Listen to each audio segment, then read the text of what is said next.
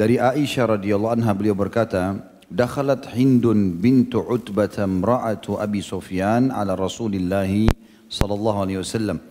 فقالت يا رسول الله إن أبا سفيان رجل شحيح لا يعطيني من النفقة ما يكفيني ويكفي بني إلا ما أخذت من ماله بغير علمه فهل علي في ذلك من جناح فقال صلى الله عليه وسلم خذي من ماله بالمعروف ما يكفيك ويكفي بنيك.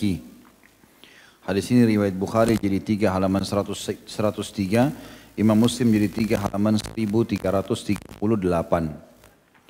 Terjemahannya, Aisyah berkata radhiyallahu anha, Hindun binti Utbah, istri Abu Sufyan, masuk menemui Rasulullah sallallahu alaihi wasallam. Lalu dia berkata, wahai Rasulullah, sesungguhnya Abu Sufyan adalah orang yang kikir. Dia tidak memberiku nafkah yang cukup untukku dan anak-anakku, kecuali sebagian hartanya yang aku ambil tanpa sepengetahuannya. Apakah aku berdosa dalam hal tersebut? Maka beliau sallallahu alaihi wasallam bersabda, ambillah dari hartanya dengan cara yang baik, yang cukup untukmu dan anak-anakmu.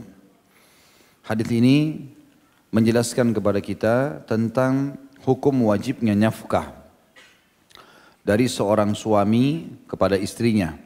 Juga tentu masuk dalam kewajiban nafkah adalah orang tua kepada anaknya. Kalau anak laki-laki sampai balik, selebihnya sunnah. Kemudian kalau anak perempuan sampai menikah.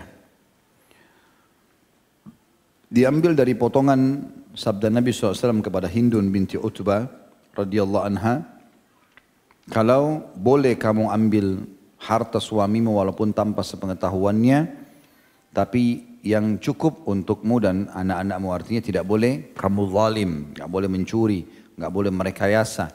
Memang kebutuhan makan hari ini misalnya 100 ribu, ya sudah 100 ribu.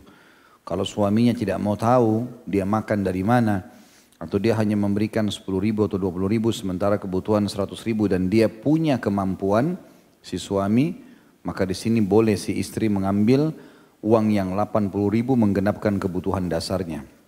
Kalau lebih berarti dia berdosa. Dan ini keluar hukum tentang wajibnya nafkah dari laki-laki, dari suami kepada istrinya. Dan ini juga terjadi, bolehnya mengambil harta suami bila keadaan suaminya seperti keadaan Abu Sufyan. Di sini disebutkan cirinya. Inna Aba Sufyan rajulun syahih.